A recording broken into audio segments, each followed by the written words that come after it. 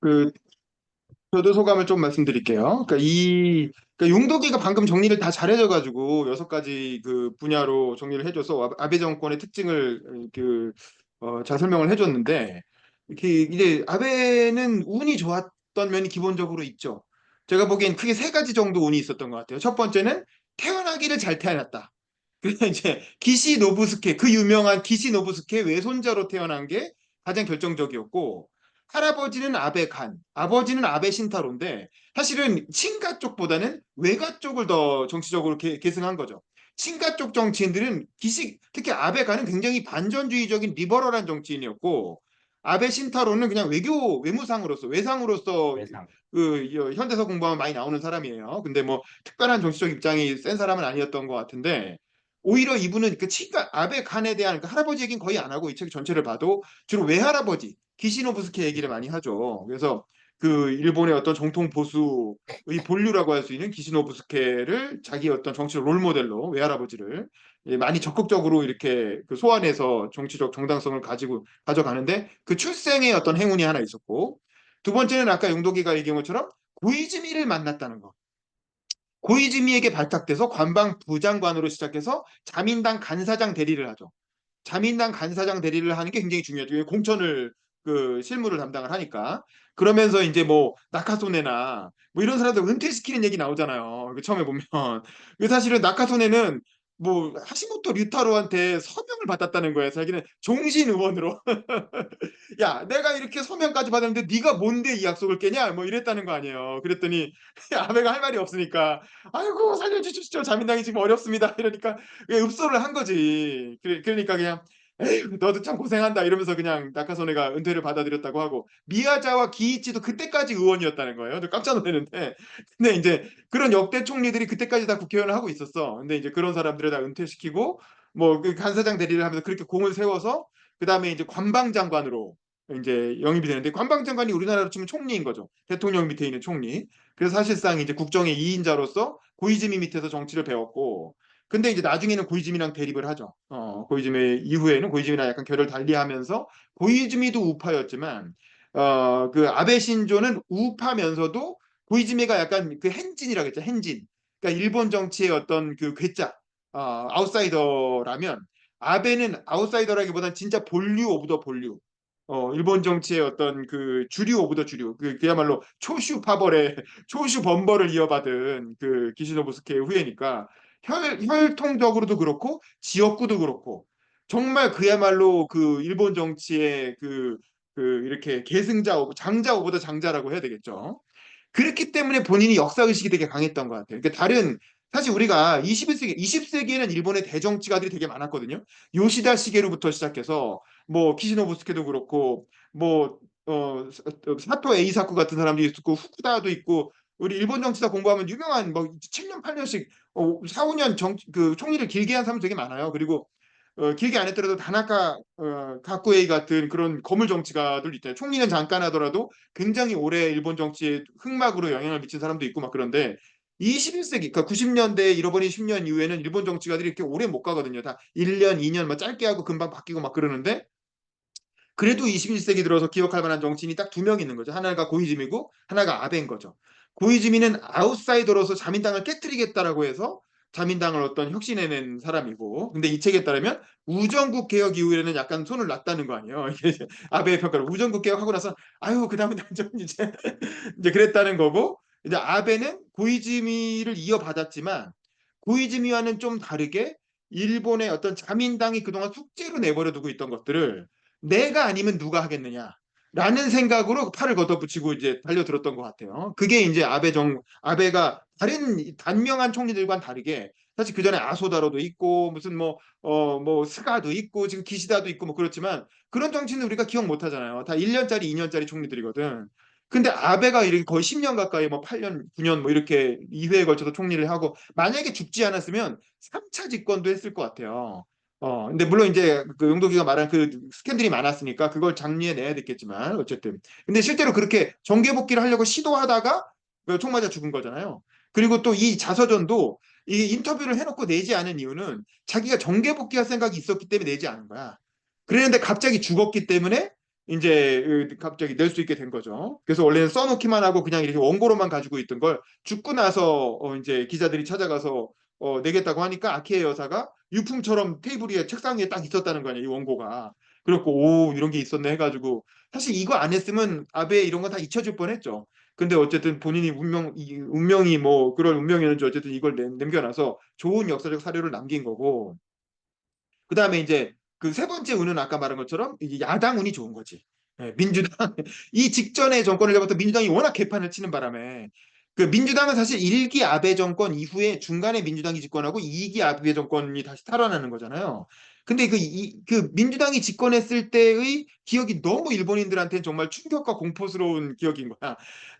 그 후쿠시마 원전 사태를 흔히 얘기하지만 그 이전에도 엉망진창이었어요. 그 우리가 하토야마 유키오라든가 뭐 이제 그런 총리 간나오토 노다 이렇게 세 명인데 하토야마는 완전 좌우충돌하는 사람이었죠. 그래갖고 후텐마 기지라는 미군 기지를 뭐 이전하겠다느니 그리고 뭐 이렇게 대륙 위주의 외교를 펴겠다 그러면서 미국보단 중국에 편향된 중국 쪽으로 이제 일본 외교의 방향을 뭐 하겠다는데 뭐 이런 식으로 기존의 어떤 전후의 일본 정치 합의를 다 깨뜨리는 그런 이렇게 정책을 막 썼기 때문에 국민들이 너무 불안한 거지.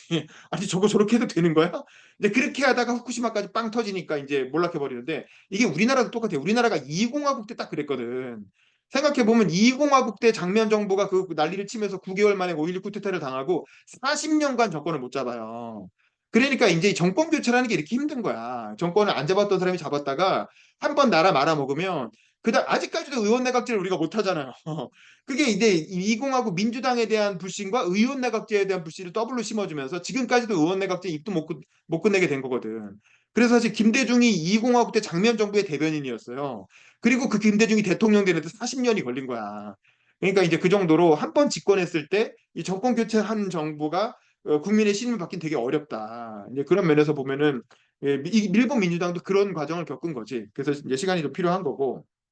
근데 어쨌든 아베는 그런 역사적 소명의식을 가지고 거기다 세 가지의 행운을 갖고 집권을 했기 때문에 그런 일본이 그동안 그 밀려뒀던 숙제를 자기가 해결해야 된다는 생각이 강했고 그래서 1차 내각 때 했던 게 이른바 이제 전후처리의 결산이라고 하면서 교육기본법을 개정하고 교육기본법은 이제 메가더가 만든 교육법 중에서 너무 일본스러운 느낌이 없다는 거지. 그냥 이제 일본을 다 부정하는 내용의 그 교육기본법이기 때문에 좀 일본스럽게 근데 우리가 보기엔 그게 우파 이게 우경화되는 걸로 보였던 거죠. 그래서 일본 역사를 이제 일본인의 마음으로 일본적으로 바라줬겠다. 그다음에 방위청을 성으로 승격하는 거. 그러니까 우리로 치면 국방부가 국방청이었던 거야. 근데 말이 안 되죠. 일본 자위대가 얼마나 강한데. 근데 이제 그거를 엄청난 예산을 쓰는 그 대부서를 성도 아니고 청으로 냅뒀다는 거죠. 50년간. 그러니까 그걸 이제 성으로 승격하는 문제. 그다음에 국민투표법을 개정해서 사실은 이건 개헌을 하기 위한 사전 작업이었던 거죠. 근데 이제 이런 것들이 다 일본에 이거 하나만 해도 사실 용덕이 말한 것처럼 이거 셋 중에 하나만 건드려도 정권이 무너지는 사안이에요. 총리가 요거 하나 하고만 물러나도 야 그래도 쟤는 그거 하나 했지 하고 할 사안인데 그거 세 개를 1차 집권 때 다 시도를 한 거야. 그리고 실제로 다 성과를 어느 정도 냈어요. 그러니까 이제 그 자체가 굉장히 큰 부담으로 다가왔고 그 자체가 굉장히 충격적이었고 거기다가 이제 첫 내각이었기 때문에 여러 가지 구설수들을 그러니까 아베가 임명한 사람들이 말도 안 되는 이상한 실언들을 하고 예를 들면 어떤 후생 노동상은 여성은 아이 낳는 기계라고 했다는 거예요. 그러니까 조크로 한 얘기긴 하지만 말도 안 되는 얘기를 한 거고 규미 후마오 방위성은 원폭 투하는 어쩔 수 없었다. 뭐 이런 소리를 하고 또 뭐 농림수산상은 청문회에 나는데 얼굴에 반창고를 붙이고 나와가지고 그 반창고만 이상하게 주목받아서 약간 되게 이렇게 희화화된 거죠. 아베가 임명한 사람들이. 그래서 이제 거기다가 건강상 얘기까지 터지니까 결국 못 버티고 1년 만에 물러난 거죠. 그러니까 여기까지는 일반적인 총리의 패턴을 따라간 거예요. 일반적인 일본 1년짜리 단명 총리의 패턴을 따라갔는데 근데 운이 좋게 그 다음에 집권한 민주당이 완전 개판을 쳐주면서 민주당에 대한 어떤 환멸이 일어난 상황에서 아베는 이제 그 20명짜리 미니 집회를 많이 했다는 거 아니에요. 그래서 이제 지역구로 돌아가서 등산을 했다가 거기서 만난 시민들로부터 이제 많이 응원을 받았고 뭐 이게 사실 아베가 이 책에 쓰진 않았지만 그때 좀 이슈가 됐던 이슈가 있었던 것 같아요. 우익 이슈에 그 올라타면서 다시 인기를 회복했고 20명짜리 미니 집회를 많이 하면서 사람들이 얘기를 많이 들어보니까 사람들이 관심 있는 건 경제더라는 거지. 그러니까 본인은 1차 내각 때는 정치에 자기는 이제 그런 완전 정치인 집안이니까 정치 이슈에 꽂혀갖고 아까 말한 것처럼 방위청 성승격, 뭐 교육법 개정, 국민투표 이런 거 했는데 일반 국민들을 계속 만나보니까 국민들은 자기의 살림살이를 나아지게 해달라. 이런 고민을 많이 얘기를 했다는 거예요. 그래서 그걸 듣고, 아, 그렇구나. 경제가 중요하구나라고 생각해서 이익이 집권을 할 때는 아베노믹스라고 하는 경제 정책을 전면적으로 피면서 그게 사실은 장기 집권으로 가는 그런 어떤 계기가 됐던 거죠. 사실 아까 경화가 아베노믹스는 실패했고 다 세 개 다 부러진 화살이라고 얘기는 하지만 이게 재정 정책이라는 건 금융 정책이라는 건 되게 장기적인 정책이기 때문에 또 일본이 잃어버린 30년의 어떤 그 부작용이 너무 커서 쉽게 성과가 나오지는 않을 것 같아요. 근데 그래도 요즘 또 일본 뭐 주식도 엄청 올라가고 막 그러잖아요. 그러니까 그런 게 아베노믹스가 또 성과를 보고 있다는 평가도 또 일부 있는 것 같아요. 그래서 적극적인 재정 정책으로 돈을 풀겠다는 거하고 금융 완화를 통해서 또 돈을 찍어내는 거. 그러니까 정부도 이제 재정을 쓰고 그다음에 이제 은행도 돈을 풀어내고 이런 게 사실 금기를 건드리는 거죠. 또 중앙은행의 독립성을 사실은 약간 건드려 가면서 금융 완화를 사실 코로나 이후에 전 세계가 다 돈을 풀었는데 아베는 그거보다 더 일찍 돈을 풀기 시작한 거죠. 그런 면에서 좀 앞서간 정책이었다고 할 수 있고 그다음에 이제 성장 위주의 어떤 그 기업 정책, 성장 위주의 경제 정책을 펴면서 이제 그 세 가지의 화살을 통해서 경기 부양 강력한 경기 부양 정책을 펴고 디플레이션을 탈출해서 인플레이션으로 가겠다는 그런 정책을 핀 게 이제 아베노믹스 세 가지 화살이었다고 할 수 있죠. 그게 이제 아베 정권을 상징하는 그런 게 되는데 제가 이 책을 번역한 중앙일보의 유성훈 기자가 얼마 전에 한 특강을 들었거든요. 근데 그 아베가 의외로 지지율이 굉장히 누구한테 높았냐면 정치한테 지지율이 높았다는 거예요. 그래서 이제 일본 내에서 지지율 비교를 해보면 60대 이상 노년층이 되게 우리 같으면 지지할 것 같잖아요. 근데 60대 이상 노년층은 오히려 아베 지지율이 굉장히 낮았대요. 그리고 20, 30대 청년들한테 지지율이 높았다는 거야. 근데 왜냐하면 20, 30대, 그러니까 일본의 60대 이상 노년층은 70년대 안보 투쟁을 했던 세대인 거야. 그러니까 전공투 세대. 그 사람들이 보기에는 그 사람들이 우리 치면 이제 운동권 세대인 거고 그 사람들이 보기에는 아베는 되게 불안한 사람인 거야. 그래서 일본의 어떤 전후의 어떤 그 합의를 뒤흔들려고 하고 일본을 우경화하려고 하는 불안한 사람이라고 생각했고 오히려 20, 30대 청년들이 아베를 지지한 이유는 아베가 임금 인상을 엄청나게 합니다. 그래서 관제 춘투란 말이 나오잖아요. 이 책에 보면. 그 춘투라는 게 원래 노조가 하는 거잖아요. 나 같은 노조가 봄에 이제 임금 인상 투쟁을 한다 그래서 춘투라는 말이 있는 건데 관제 춘투라고 해가지고 총리가 나서갖고 기업들을 설득하면서 임금 인상을 막 이렇게 권장을 한 거예요. 뭐 억지로야 못했겠지만 그 아베 같은 경우에는 기업들이 원하는 예를 법인세 인하라든가 해고를 좀 유연하게 해준다든가 그런 신자유주의 정책을 펴면서 기업들 편을 들어 그리고 이제 TPP 같은 거에 가입해가지고 이제 수출 장려 정책을 편다든가 이제 왜냐하면 자민당은 기본적으로 농민들의 지지를 많이 받는 보수 정당이기 때문에 사실은 자유무역에 좀 적대적인 성향이 전통적인 자민당의 노선이거든요. 근데 아베는 집권하면서부터 2기 때 TPP에 적극적으로 가입하면서 이제 관세 철폐 정책을 펴잖아요. 그래서 오바마하고도 만나서 뭐 자동차 협상한 얘기도 하고 막 그러잖아요. 그러니까 사실 일본 농협이라든가 그런 자민당이 전통적 지지 기반에서 되게 반대가 심했거든. 근데 그걸 돌파해내는 거예요. 그래서 이제 그런 예를 들면 아이고 관세 철폐를 해서 좀 불이익이 있으면 보조금을 주겠다. 뭐 이런 식으로 해가지고 다른 걸로 보상을 해줄 테니 그냥 받아들여라라고 해서 적극적으로 TPP를 펼쳐내고 그러니까 일본의 어떤 자민당의 금기를 아베가 풀어낸 것들이 몇 가지가 있어요. 그리고 이제 친기업 정책을 펴면서도 친노동 정책을 같이 피는 거지. 그래서 이제 일하는 방식 개혁이라고 해서 그 임금 인상을 적극적으로 유도하고 그다음에 노동 시간을 유연화하고 그러면서 이제 재택근무 같은 것도 굉장히 강조하고 그러면서 사실은 우리나라 같으면 민주당이 할 법한 그러니까 소득주도 성장 같은 걸 막 아베가 나서서 막 적극적으로 관주도의 그런 임금 인상을 이끌어내거든요. 그러니까 젊은이들이 좋아하는 거야. 그러니까 이렇게 휴가도 많이 갈 수 있게 해주면서 임금도 높여주네. 이제 뭐 고용은 좀 불안정해질 수도 있지만 이제 그렇게 하니까 이제 아베 나름의 그 지금 윤석열 정부가 하게 되는 노동개혁 같은 걸 사실은 아베가 먼저 앞장서서 한 거예요. 그러니까 문재인 정부의 노동개혁과 윤석열 정부가 하려는 노동개혁의 어떤 장점들을 아베가 먼저 시행을 한 거지 일본에서. 그래서 일본의 젊은 층들은 아베를 되게 지지했다는 거예요. 그래서 그 노년층들이 되게 경계함에도 불구하고 총선만 하면 이겼던 게 젊은 층이 계속 지지를 했다는 거예요. 그래서 그 지지를 갖고 계속 선거를 이겨가면서 6년, 7년, 9년까지 이렇게 장기 집권을 할 수 있었던 거지. 그런 면에서 보면 아베는 근데 그래도 보수층이 아베를 버리지 못한 이유는 아베는 너무 원조 보수였던 거야. 그러니까 그야말로 보수 오브 더 보수. 우리로 치면 박근혜 같은 그런 누구도 부정할 수 없는 그런 혈통적 보수면서 지역구도 조수번이면서 뭐 그랬기 때문에 아베가 그러면 아무렴 일본을 망하게 하겠어? 그 일본 팔아먹겠어? 이런 생각을 하면서 어쨌든 아베를 버릴 수가 없었고 그러면서 이제 그랬기 때문에 안심하고 보수가 금기로 생각했던 것들을 깨나가면서 어떤 기존의 그 자민당을 하지 않았던 젊은 층에게 다가갈 수 있었던 그런 묘한 아베만의 어떤 독특한 입지가 있었다. 이제 그런 생각이 들어요. 그래서 그런 것들이 아베 총리의 대단한 점이고 그게 이제 결국 외교로까지 확산되면서 이게 뒤로 사실 이 책의 2부 후반부 분야에서 외교에 대한 본격적인 얘기가 많이 나오지만 그래도 여기서 나오는 거는 기본적으로 이제 이건 일부분이니까 오바마랑 얘기한 게 주로 나오잖아요. 그러니까 오바마랑은 사이가 그렇게 좋진 않았던 것 같아요. 왜냐하면 오바마는 리버럴이었기 때문에 오히려 일본 민주당 정권들을 더 좋아했고 노다라든가 뭐 이런 사람들하고 더 친했던 것 같고 아베에 대해서는 약간 이제 우익 정치인이라고 생각해서 좀 이렇게 경계하는 마음으로 대하고 딱 아주 쿨하게 오바마 되게 쿨한 사람이잖아. 그러니까 딱 일 얘기만 하는 사이였던 거죠. 일적으로 일 얘기만 하는 사이였고 그렇지만 아베도 이제 만만치 않으니까 자동차 협상 같은 거 오바마가 왜 미국 자동차는 수입 안 사주냐 일본에서 내가 오면서 보니까 미국 자동차 한 대도 없더라 뭐 이렇게 얘기하니까 아베가 나가서 다시 한번 보라고 미국 자동차는 없지만 독일 자동차 많지 않냐고 독일 자동차는 근데 미국 자동차는 아직도 이렇게 미국하고 일본은 그 차를 놓는 위치가 그 운전대 위치가 다르잖아요. 근데 미국 자동차는 그 운전대 위치도 안 바꾸고 팔려고 한다고. 그런데 누가 미국 자동차 사겠냐고 우리나라에서. 뭐 그렇게 얘기하니까 오바마가 할 말이 없어갖고 이렇게 긁적긁적하고 들어갔다는 거 아닙니까? 그러니까 그런 걸 보면 오바마랑은 약간 긴장 관계를 유지하면서 일적으로만 대화를 나눴고 트럼프랑은 엄청 가까웠죠. 근데 그거는 이제 이 후반부에 주로 나오고 이제 그럼에도 불구하고 어쨌든 미국과의 관계는 기본적으로 챙겨가면서 우파 정권이니까 그러면서 미국과의 관계를 지렛대로 해가지고 중국과 시진핑과도 워낙 총리를 워낙 오래 했으니까 시진핑과도 관계를 만들고 저는 이제 인상적이었던 게 러시아의 관계에서는 적극적으로 추진했다는 거예요. 이때 러시아가 우크라이나 크림반도를 침략하면서 이때도 이미 선진국들 사이에서 러시아는 왕따가 되고 있는 상황이었거든. 그리고 소치 동계올림픽 다른 선진국들은 거의 다 보이콧해서 안 갔어요.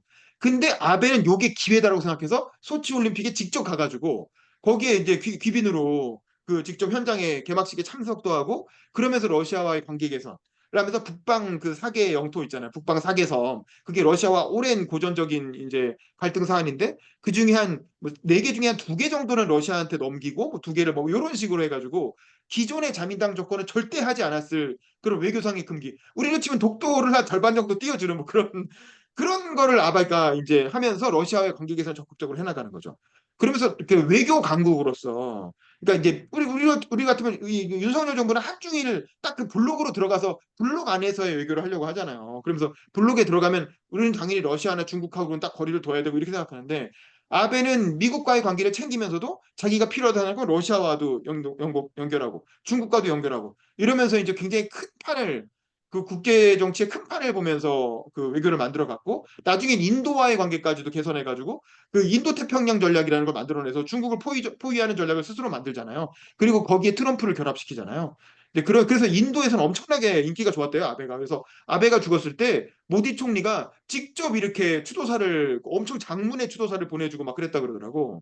그랬을 정도로 어쨌든 이제 크게 대국을 보고 이제 그에 따라서 그 외교의 금기를 그 깨면서까지 이제 그런 액션을 하는 그 정치인이었다라는 생각이 들고 그래서 고이즈미 이후에 일본이 가졌던 대정치가 였던 거죠. 그 나는 사실은 이 책을 보기 전에는 아베에 대해서 그렇게 절대 높게 평가하지도 않았고 그냥 고이즈미는 그 멋있기라도 했는데 아베는 약간 왠지 이렇게 약간 이제 좀 간신같이 생겼잖아. 그리고 이제 우리가 치면 아전 같은 느낌이잖아요. 이방 호방 같은 이제 그래서 우리는 나는 별로 그렇게 그 높게 안 생각했는데 이 책을 읽어보니까 아베가 무슨 엄청나게 고이즈미처럼 카리스마적인 사람은 아니지만 그래도 굉장히 잔머리를 굴리면서도 그 아까 용도기가 얘기한 것처럼 뭔가 자기가 만들고자 하는 일본의 상이 있었고 그 자기가 만들고자 하는 일본의 상을 실현하기 위해서 적극적으로 그 아까 말한 관료들도 하나하나 설득하고 그래서 이제 내각 인사국이라는 걸 만들어서 관저 일강이라 그러잖아요. 그러니까 옛날에는 일본 정치라는 건 관료들 위에 얹혀 있는 그 관료들이 실제로 일본을 다스리고 정치인들은 그 위에서 그냥 얹혀 있는 존재였는데 관료들에 대한 인사를 직접 했다는 거 아닙니까? 그러니까 일종의 일본판 청와대를 만든 거지. 우리나라 관료들이 청와대에 꼼짝 못하는 이유는 인사를 다 하기 때문이잖아요. 그래서 사실은 장관들도 허수아비인 게 청와대가 다 인사를 하니까 사실 장관들 허수아비거든. 근데 이제 관저의 내각 인사국을 만들어서 실제 물론 이제 직접 이렇게 다 하진 않아도 인사를 챙기기 시작하니까 이제는 관료들이 내각을 이제 관저를 쳐다보기 시작하고 그래서 관저 일강 체제를 만들었고 이제 그걸 바탕 관료를 장악하고 그다음 외교에서도 그 정치권은 당연히 자민당 체제니까 장악하고 있고 야당이 약하니까 이제 그 정치권과 관료를 장악한 힘을 가지고 외교에서의 어떤 금기를 깨뜨려 나가고 그 마지막으로 이제 얘기하고 싶은 건 한일 위안부 합의인데 박근혜에 대해서 박근혜가 사실은 저는 얼마 전에 김정석 박사님 있잖아요. 우리과 선배 김정석 박사님이 요거에 대해서 논평하는 부분을 들었는데 한일 위안부 합의는 사실 하지 말았어야 될 이제 합의인 거지. 생각해 네. 보면 그거는 그냥 냅두고 왜냐면 이게 외교로 해결할 수 있는 일이 있고 해결할 수 없는 일이 있는 거거든요. 우리 입장에서 사실 해결하지 말고 그냥 우리가 도덕적 우위를 유지하면서 그냥 일본을 욕하면서 그러면서 외교적 지렛대를 가지고 다른 데서 실리를 얻어가는 게 오히려 좋았다라는 거예요. 지금 와서 생각해 보면. 근데 박근혜 정부가 무리하게 한일 위안부 합의를 하겠다고 해서 이거를 한일 관계랑 연동시킨 거예요.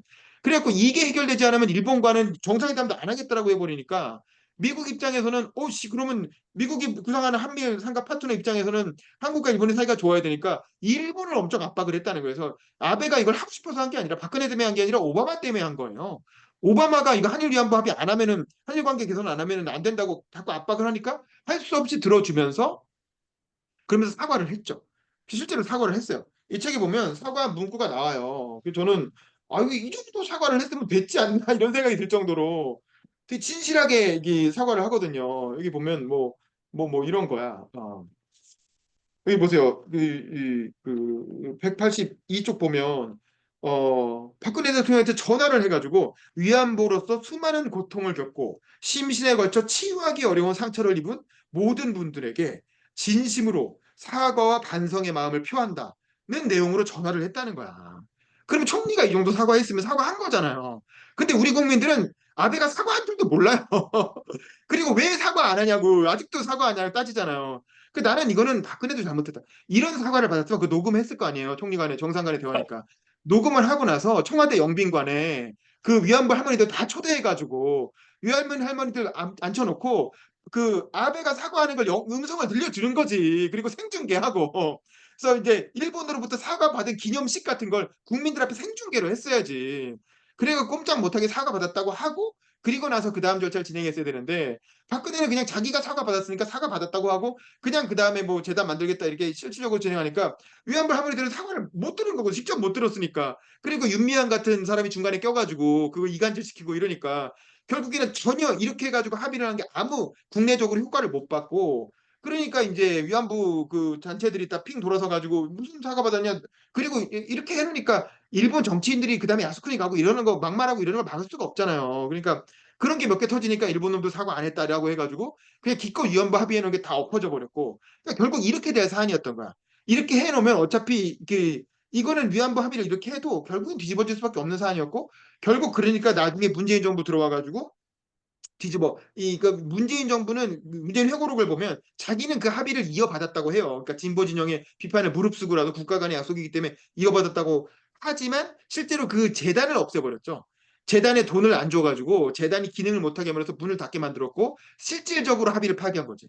자기는 합의를 파기 안 한 척했지만 그런 얘기는 또 문재인 회고록에 안 썼어. 그러니까 되게 비겁한데 하여간 둘 다 비겁해. 박근혜도 이제 이걸 잘 활용을 못했던 게 그랬고 문재인은 또 그걸 깨놓고 안 깬 것처럼 얘기하는데 어쨌든 그러니까 결국엔 뭐냐면 일본한테 오히려 도덕적 우위를 주게 되는 거예요. 물론 우리는 그렇게 생각 안 하지. 우리는 그렇게 생각 안 하지만 국제사회에서는 어쨌든 우리가 국가 간 합의를 깬 입장이 돼버리니까 국제사회에서 일본은 이제 더 이상 우리는 합의했다. 그리고 뭐 우리가 나름 돈도 내줬고 그거에 대해서 국가 간 합의가 됐는데 한국 있겠다. 이렇게 가지고 위안부 합의를 더 이상 국제사회에서 이슈로 만들기가 어려운 상황이 돼버린 거예요. 그리고 한일 관계에서 그걸 지렛대로 활용하기도 어려운 상황이 돼버린 거죠. 그러니까 사실은 이거는 박근혜 정부가 애초에 합의를 시도하지 말았어야 됐고, 그리고 합의를 했으면 그걸 국내적으로 잘 활용해서 확실히 그 국민들한테 각인을 시켰어야 되는데, 그걸 잘 홍보를 잘 못했고, 그다음에 문재인이 그걸 사실상 깨버렸고, 그러면서 위안부 이슈는 결국 우리한테 아무런 실익이 없이 그냥 어떤 도덕적 명분만 잃게 되는. 그리고 일본한테는 그냥 이거 털어버리게, 일본은 털어준 거죠, 그냥. 이거 굉장히 골치 아픈 이슈인데, 일본한테 그냥 국제사회에서는, 우리 한일 관계에서는 안 털렸죠. 우린 국민들은 그렇게 생각 안 하지만, 국제사회에서 털린 거예요. 이렇게 해버리면. 털어준 게 네. 되는 거예요. 네. 그렇게 더 이상 우리는 국제사회에서는 이건 이슈로 얘기할 수 없는 문제가 돼버린 겁니다. 그래서 맞아요. 결국에는 아베한테 우리가 진 거야, 외교적으로는. 그 박근혜 문재인 정부를 거치면서. 그래서 사실은 네, 이거는 우리가 되게 손해본 것이었고, 근데 이거는 정말 이렇게 박근혜 정부의 과욕과 문재인 정부의 무책임, 그게 두 개가 결합되면서 사실은 위안부라고 하는 이 한국의 되게 중요한 외교적 자산, 어쨌든 외교적 입지일 수 있는데 강점일 수 있는데 그거를 그냥 외교적으로 상실해 버리는 그런. 그리고 그렇다고 그 위안부 할머니들의 한을 풀어준 것도 아니잖아요. 그분들의 한 하나도 못 풀고 윤미향만 그 과정에서 국회의원 되고 그리고 결국 그 할머니들 하나하나 그냥 돌아가시고 계시고 그 이런 게 저는 정치인들이 잘못 건드려가지고 괜히 어설프게 건드려서 어떤 역사 문제를 제대로 이렇게 하고 하지 못하고 일본한테만 플러스가 된 그런 안타까운 일이었다라는 생각이 들고 마지막에 6장 오바마, 트럼프, 메르켈, 시진핑, 푸틴에 대해서 코멘트한 거는 그냥 이렇게 그거는 그냥 이제 아베의 그 여행인 거죠. 아베가 다양한 사람들 만나서 재밌었다. 뭐 그런 얘기고 여기서 별로 언급할 건 없는데 나는 시진핑에 대해서는 그건 재밌었어요. 시진핑이 그랬다는 거 아닙니까? 자기는 만약에 미국에 태어났으면 공산당 가입 안 했을 거라고. 자기는 미국에 태어났으면 공화당이나 민주당 가입했을 거라고. 그러니까 아 역시 시진핑은 그야말로 현실 정치가구나. 이 사람은 공산주의자 아니에요. 공산주의자 아니고 그냥 현실 정치가로서 이제 국가를 운영하는 그 리얼 폴리티션이지 그냥 그 코미니스트로서 집권하는 정치하는 거 아니다. 이제 그런 생각이 되게 아베니까 할 수 있는 이제 그런 이렇게 재밌는 이렇게 코멘트였다. 그런 생각이 들었습니다.